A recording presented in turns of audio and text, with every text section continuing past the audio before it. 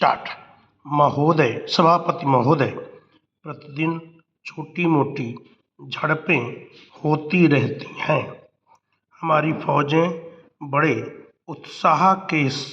उत्साह से उनके मुकाबले में खड़ी हैं। उनके हौसले बहुत ऊंचे हैं, लेकिन हमारी सरकार का भी यह कर्तव्य है कि उनके हौसले को कभी गिरने न दे। उन्हें हर तरह की सुविधा प्रदान की जाए जिससे आत्मविश्वास बढ़े। मैं मंत्री महोदय से अनुरोध करूंगा कि सरकार अपनी नीतियों के प्रचार का काम ठीक प्रकार से अपनी फौजों से करे। उनको अच्छे हथियार दे। अनुसूचित जातियों और आदिवासी जातियों के आयुक्त ने जो अपना प्रतिवेदन प्रस्तुत किया है, उस प्रतिवेदन को देखने से यह प्रतीत होता है कि इसको तैयार करने में उन्होंने बहुत परिश्रम के कार्य किया है।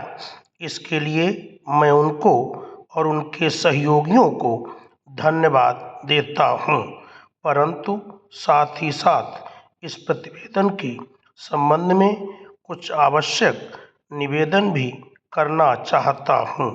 पहली बात तो यह है कि इस प्रतिवेदन के देखने से भी ऐसा प्रतीत होता है कि इन कार्यों के लिए जिस धन का उपयोग होता है वह 3 साधनों से उपलब्ध होता है: केंद्र सरकार द्वारा, राज्य सरकार द्वारा और कुछ गैर सरकारी संस्थाओं द्वारा। प्रतिवेदन के अनुसार जितना धन इन कार्यों पर व्यय करने के लिए दिया जाता है, उतना धन पूरी तरह से व्यय नहीं हो पाता।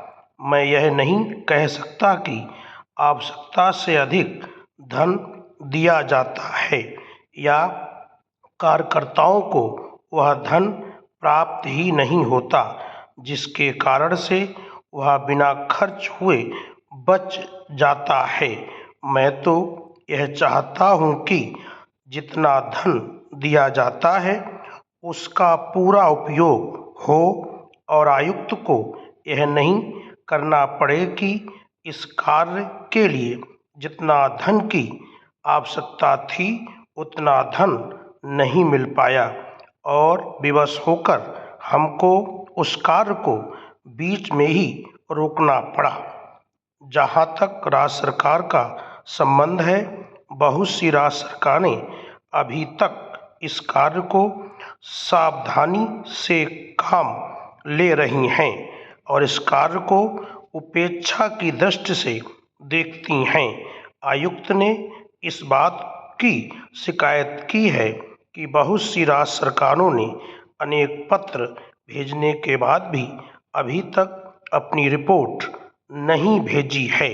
मैं चाहता हूं कि सरकार इस तरफ निष्ठापूर्वक ध्यान दे।